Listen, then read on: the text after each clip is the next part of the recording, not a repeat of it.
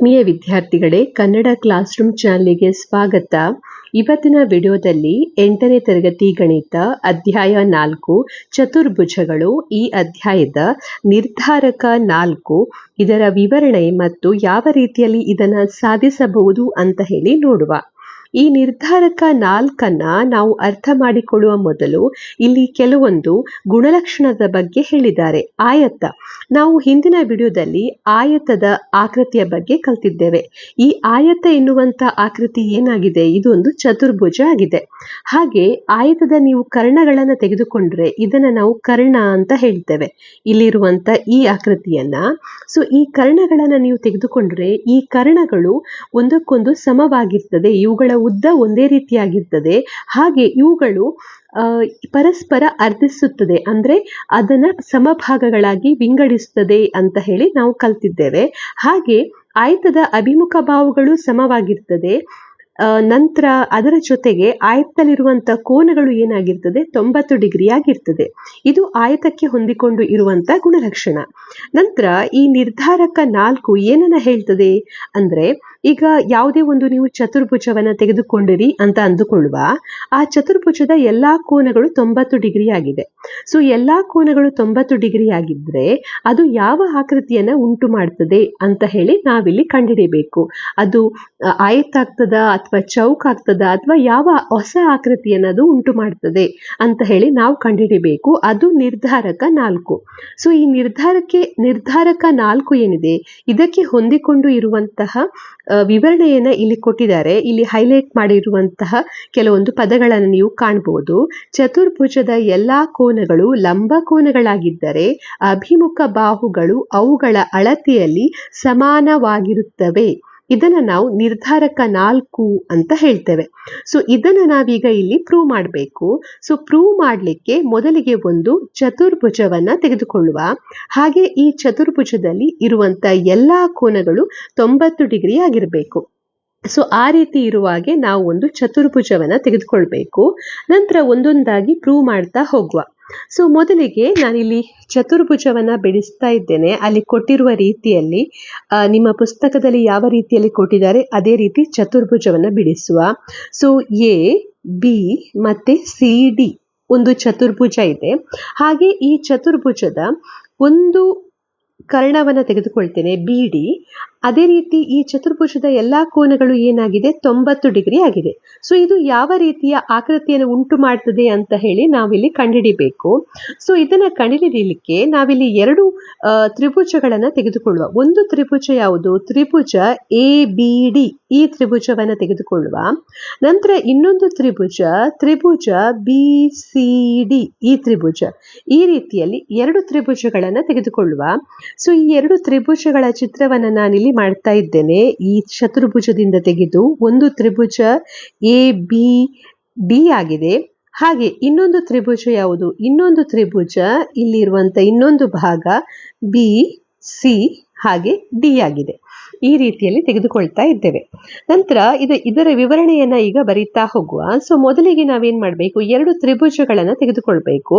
So ನಾನಿಲ್ಲಿ ತ್ರಿಭುಜಗಳನ್ನ ತೆಗೆದುಕೊಳ್ತೇನೆ. ಸೊ ತ್ರಿಭುಜ ಬಿ ಎ ಡಿ ಒಂದು ತ್ರಿಭುಜ ಮತ್ತು ಇನ್ನೊಂದು ತ್ರಿಭುಜ ಡಿ ಸಿ ಬಿ, ಈ ಎರಡು ತ್ರಿಭುಜಗಳನ್ನ ತೆಗೆದುಕೊಂಡು ಈ ಎರಡು ತ್ರಿಭುಜಗಳು ಸರ್ವಸಮ ತ್ರಿಭುಜಗಳು ಅಂತ ನಾವಿಲ್ಲಿ ಪ್ರೂವ್ ಮಾಡಬೇಕು. ಸೊ ಸರ್ವಸಮ ತ್ರಿಭುಜಗಳು ಅಂತ ಪ್ರೂವ್ ಮಾಡಬೇಕಾದ್ರೆ ನೀವು ಯಾವುದಾದ್ರೂ 3 ಭಾಗಗಳು ಸಮವಾಗಿದೆ ಅಂತ ತೋರಿಸಬೇಕು. ಸೊ ಇಲ್ಲಿ ನೀವು ಗಮನಿಸಿದ್ರೆ, ಈ ಚಿತ್ರವನ್ನ ಗಮನಿಸಿದ್ರೆ, ಈ ಚಿತ್ರದಲ್ಲಿ ಇರುವಂತಹ ಒಂದು ಸಾಮಾನ್ಯ ಬಾಹು ಯಾವುದಾಗಿದೆ, ಎರಡರಲ್ಲೂ ಕೂಡ ನೀವು ಗಮನಿಸಿದ್ರೆ ಇಲ್ಲಿ ಈ ತ್ರಿಭುಜದಲ್ಲಿ ಬಿಡಿ ಇದೆ, ಹಾಗೆ ಈ ತ್ರಿಭುಜದಲ್ಲೂ ಕೂಡ ಬಿಡಿ ಇದೆ. ಅಥವಾ ಈ ಚತುರ್ಭುಜವನ್ನ ಗಮನಿಸಿದ್ರೆ ಇಲ್ಲಿ ಬಿಡಿ ಎನ್ನುವಂತ ಬಾಹು ಎರಡೂ ತ್ರಿಭುಜದಲ್ಲಿ ಇದೆ. ಸೊ ನಾವಿಲ್ಲಿ ಬರೀಬಹುದು ಬಿಡಿ ಇಸ್ ಈಕ್ವಲ್ ಟು ಬಿಡಿ ಆಗಿದೆ. ಇದಕ್ಕೆ ಕಾರಣವೇನು, ಇದು ಸಾಮಾನ್ಯ ಬಾಹು ಆಗಿದೆ, ಎರಡೂ ತ್ರಿಭುಜದಲ್ಲಿರುವಂತಹ ಸಾಮಾನ್ಯ ಬಾಹು. ನಂತರ ಇರುವಂಥದ್ದು 90 ಡಿಗ್ರಿಯ ಕೋನ. ಇಲ್ಲಿ ಈಗ ಇರುವಂಥ ಈ ಕೋನವನ್ನು ಗಮನಿಸಿದ್ರೆ ಇದು 90 ಡಿಗ್ರಿ ಇದೆ. ಹಾಗೆ ಇಲ್ಲಿರುವಂಥ ಸಿ ಕೋನವನ್ನು ಗಮನಿಸಿದ್ರೆ ಇದು ಕೂಡ 90 ಡಿಗ್ರಿ ಇದೆ. ಯಾಕೆಂದ್ರೆ ನಾವು ಒಂದು ಚತುರ್ಭುಜವನ್ನು ತೆಗೆದುಕೊಂಡಿದ್ದೇವೆ, ಆ ಚತುರ್ಭುಜದ ಎಲ್ಲಾ ಕೋನಗಳು 90 ಡಿಗ್ರಿ ಆಗಿದೆ.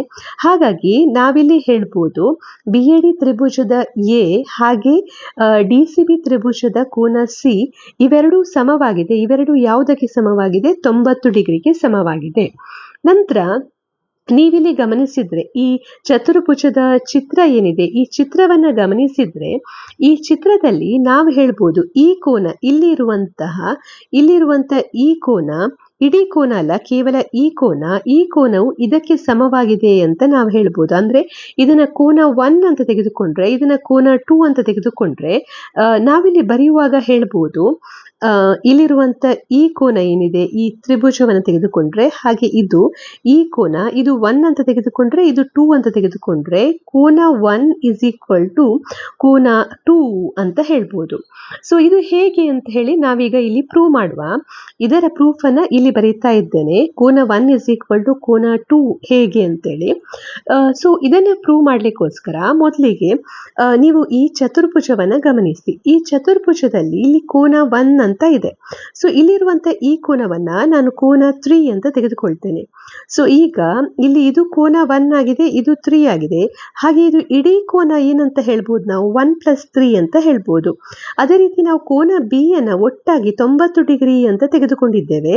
ಅಂದ್ರೆ ಕೋನ 1 ಪ್ಲಸ್ ಕೋನ 3 is equal to 90 degree. So ಮೊದಲಿಗೆ ನಾನು ಅದನ್ನು ಬರೀತಾ ಇದ್ದೇನೆ. ಸೊ ಕೋನ 1 ಪ್ಲಸ್ ಕೋನ 3 is equal to 90 degree. Next ಕೋನ 1 is equal to 90 degree minus ಕೋನ 3. ಸೊ ಇದನ್ನ ಸಮೀಕರಣ 1 ಅಂತ ಹೇಳಿ ತೆಗೆದುಕೊಳ್ಳುವ. ಆಮೇಲೆ ತ್ರಿಭುಜ BCD ಯನ್ನು ತೆಗೆದುಕೊಳ್ಳಿ. ಅಂದ್ರೆ ಇಲ್ಲಿರುವಂತ ಈ ತ್ರಿಭುಜ, ಇಲ್ಲಿ ಚಿತ್ರದಲ್ಲಿ ನೀವು ಕಾಣಬಹುದು BCD. ಸೊ ತ್ರಿಭುಜ BCD ಯನ್ನು ತೆಗೆದುಕೊಳ್ಳಿ. ಸೊ ತ್ರಿಭುಜ BCD ಯನ್ನು ಗಮನಿಸಿದ್ರೆ ಇಲ್ಲಿ ನಮಗೆ ಗೊತ್ತಿದೆ, ಯಾವುದೇ ನೀವು ತ್ರಿಭುಜವನ್ನು ತೆಗೆದುಕೊಂಡ್ರೆ ಆ ತ್ರಿಭುಜದ ಮೂರೂ ಕೋನಗಳ ಮೊತ್ತ ಏನಾಗಿರ್ತದೆ? 180 ಡಿಗ್ರಿ ಆಗಿರ್ತದೆ.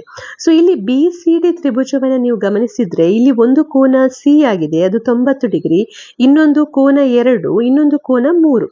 ಸೊ ನಾವಿಲ್ಲಿ ಬರೀಬಹುದು ಕೋನ 3 ಪ್ಲಸ್ ಕೋನ ಸಿ, ಕೋನ 3 ಪ್ಲಸ್ ಕೋನ ಸಿ ಪ್ಲಸ್ ಕೋನ 2 ಇಸ್ ಈಕ್ವಲ್ ಟು 90 ಡಿಗ್ರಿ ಅಂತ ಬರೀಬಹುದು. ನೆಕ್ಸ್ಟ್ ಕೋನ 3 ಪ್ಲಸ್ ಕೋನ ಸಿ ಅಂತ ಹೇಳಿದ್ರೆ ಎಷ್ಟು? 180 ಡಿಗ್ರಿ. ಸಾರಿ, 90 ಡಿಗ್ರಿ ಅಲ್ಲ, 180 ಡಿಗ್ರಿ. ಯಾಕೆಂದ್ರೆ ತ್ರಿಭುಜದ ಮೂರು ಕೋನಗಳ ಮೊತ್ತ ಏನಾಗಿರ್ತದೆ? 180 ಡಿಗ್ರಿ ಆಗಿರ್ತದೆ.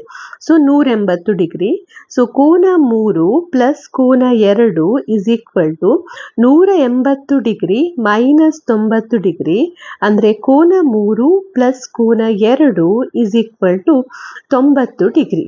ನೆಕ್ಸ್ಟ್ ಕೋನ 2 is equal to 90 degree minus ಕೋನ 3. ಇದನ್ನು ಸಮೀಕರಣ 2 ಆಗಿ ತೆಗೆದುಕೊಳ್ಳಿ. ಈಗ ಸಮೀಕರಣ 1 ಮತ್ತೆ 2ರಿಂದ ನಾವೇನು ಹೇಳ್ಬೋದು? ಸಮೀಕರಣ 1 ಮತ್ತೆ 2ರಿಂದ ನಾವು ಹೇಳ್ಬೋದು ಕೋನ 1 ಯಾವುದಕ್ಕೆ ಸಮವಾಗಿದೆ? 90 ಮೈನಸ್ ಕೋನ 3. ಹಾಗೆ ಕೋನ 2 90 ಡಿಗ್ರಿ ಮೈನಸ್ ಕೋನ 3ಕ್ಕೆ ಸಮವಾಗಿದೆ. ಅಂದ್ರೆ ಕೋನ 1 ಇಸ್ ಈಕ್ವಲ್ ಟು ಕೋನ 2 ಅಂತ ನಾವು ಹೇಳ್ಬೋದು. ಸೊ ನಾವೀಗ ಇದನ್ನು ಕೂಡ ಪ್ರೂವ್ ಮಾಡಿದ್ದೇವೆ. ಅಂದ್ರೆ ಈ ಕೋನ 1 ಇಸ್ ಈಕ್ವಲ್ ಟು ಕೋನ 2. ಇಲ್ಲಿಗ ನೀವು ಕಾಣಬಹುದು ಇದು ಬಾಹು, ಹಾಗಾಗಿ ಸೈಡ್. ಅದೇ ರೀತಿ ಇದು ಏನಾಗಿದೆ? ಇಲ್ಲಿ ಆಂಗಲ್, ಸೊ ಕೋನ. ನಂತರ ಇಲ್ಲಿ ನೆಕ್ಸ್ಟ್ ಬರುವಂಥದ್ದು ಆಂಗಲ್. ಸೊ ಅದನ್ನು ಕೂಡ ನಾವು ಪ್ರೂವ್ ಮಾಡಿದ್ದೇವೆ. ಸೊ ಇಲ್ಲಿ ನಾವು ಈ ಸರ್ವಸಮತೆ ನಿಯಮದ ಪ್ರಕಾರ ಅಂದ್ರೆ ಎರಡು ಆಂಗಲ್ಸ್ಗಳು ಸಮವಾಗಿದೆ ಹಾಗೆ ಒಂದು ಬಾಹು ಸಮವಾಗಿದೆ ಅಂತ ತೋರಿಸಿದ್ದೇವೆ. ಸೊ ಹಾಗಾಗಿ ನಾವಿಲ್ಲಿ ಹೇಳ್ಬೋದು ತ್ರಿಭುಜ BAD ಏನಿದೆ ಇದು ಸರ್ವಸಮ ತ್ರಿಭುಜ DCB ಅಂತ ಹೇಳ್ಬೋದು. ಯಾವುದರ ಪ್ರಕಾರ? SAA ಅಂದ್ರೆ ಸೈಡ್ ಆಂಗಲ್. ಈ ಸರ್ವಸಮತೆ ನಿಯಮದ ಪ್ರಕಾರ ನಾವಿಲ್ಲಿ ಹೇಳ್ಬೋದು ಈ ಎರಡು ತ್ರಿಭುಜಗಳು ಕಾಂಗ್ರುಯೆಂಟ್ ಆಗಿದೆ ಅಥವಾ ಸರ್ವಸಮವಾಗಿದೆ ಅಂತೇಳಿ. ಈಗ ಎರಡೂ ತ್ರಿಭುಜಗಳು ಸರ್ವಸಮ ಆದ್ರೆ ಏನಾಗ್ತದೆ? ಅವುಗಳ ಅನುರೂಪ ಭಾಗಗಳು ಕೂಡ ಸಮವಾಗಿರ್ತದೆ. ಅನುರೂಪ ಭಾಗಗಳು ಅಂತ ಹೇಳಿದ್ರೆ ಇಲ್ಲಿ A B is equal to D C ಅಂತ ತೆಗೆದುಕೊಳ್ಬಹುದು. ಅಂದ್ರೆ ಎ ಬಿ ಈ ಭಾಗ ಇಸ್ ಈಕ್ವಲ್ ಟು ಈ ತ್ರಿಭುಜದ ಈ ಭಾಗ. So A B is equal to D C ಅಂತ ತೆಗೆದುಕೊಳ್ಬಹುದು. ಇನ್ನೊಂದು ಭಾಗ B C is equal to A D, B C is equal to A D ಅಂತ ಹೇಳ್ಬೋದು. So B C is equal to A D ಅಂತ ಹೇಳ್ಬೋದು. ಕಾರಣ ಏನಿಲ್ಲಿ? ಸರ್ವಸಮ ತ್ರಿಭುಜಗಳ ಅನುರೂಪ ಭಾಗಗಳು. ಸರ್ವಸಮ ತ್ರಿಭುಜಗಳ ಅನುರೂಪ ಭಾಗಗಳು ಯಾವಾಗಲೂ ಸಮವಾಗಿರ್ತದೆ. ಹಾಗಾಗಿ ಇದು ಕೂಡ ಸಮವಾಗಿದೆ ಅಂತ ನಾವಿಲ್ಲಿ ಹೇಳ್ಬೋದು. ಸೊ ನಾವೀಗ ಇಲ್ಲಿ ಈ ನಿರ್ಧಾರಕ 4ನ ಈ ರೀತಿಯಲ್ಲಿ ಪ್ರೂವ್ ಮಾಡಬಹುದು. ಸೊ ಮೊದಲಿಗೆ ನಾವೇನ್ ಮಾಡಿದೆವು, ಒಂದು ಚತುರ್ಭುಜವನ್ನ ತೆಗೆದುಕೊಂಡಿದ್ದೆವು. ಸೊ ನಾವು ತೆಗೆದುಕೊಂಡಂತ ಚತುರ್ಭುಜದ ಎಲ್ಲಾ ಕೋನಗಳು 90 ಡಿಗ್ರಿ ಆಗಿತ್ತು. ಕೊನೆಗೆ ನಾವು ಎ ಬಿ ಮತ್ತೆ ಡಿ ಸಿ, ಈಗ ಎ ಬಿ ಮತ್ತೆ ಡಿ ಸಿ ಅಂದ್ರೆ ಅಭಿಮುಖ ಬಾಹು, ಹಾಗೆ ಬಿ ಸಿ ಮತ್ತೆ ಎ ಡಿ ಅಂದ್ರೆ ಅಭಿಮುಖ ಬಾಹು. ಇಲ್ಲಿ ನಾವು ಏನಂತ ತೋರಿಸಿದ್ದೇವೆ? ಅಭಿಮುಖ ಬಾಹುಗಳು ಸಮವಾಗಿದೆ ಅಂತ ತೋರಿಸಿದ್ದೇವೆ. ಸೊ ಇದನ್ನ ನಾವು ನಿರ್ಧಾರಕ 4 ಅಂತ ಹೇಳ್ತೇವೆ. ಇದು ನಿರ್ಧಾರಕ 4. ಸೊ ನೀವಿಲ್ಲಿ ಕಾಣ್ಬೋದು, ಇಲ್ಲಿ ಕೊಟ್ಟಿರುವಂತ ಎಕ್ಸ್ಪ್ಲನೇಷನ್ ಅಲ್ಲಿ ನೀವು ಕಾಣ್ಬೋದು, ಇಲ್ಲಿ ಅದನ್ನೇ ಕೊಟ್ಟಿದ್ದಾರೆ ಈ ವಿವರಣೆಯನ್ನ.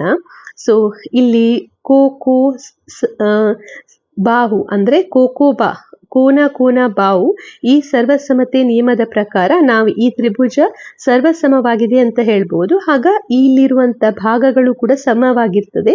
ಅಂದ್ರೆ ನಾವಿಲ್ಲಿ ಇದನ್ನ ಪ್ರೂವ್ ಮಾಡಿದ್ದೇವೆ. ಚತುರ್ಭುಜದ ಎಲ್ಲಾ ಕೋನಗಳು ಲಂಬ ಕೋನಗಳಾದಾಗ ಏನಾಗ್ತದೆ, ಅವುಗಳ ಅಭಿಮುಖ ಬಾಹುಗಳು ಸಮವಾಗಿರ್ತದೆ ಅಂತ ನಾವಿಲ್ಲಿ ಪ್ರೂವ್ ಮಾಡಿದ್ದೇವೆ.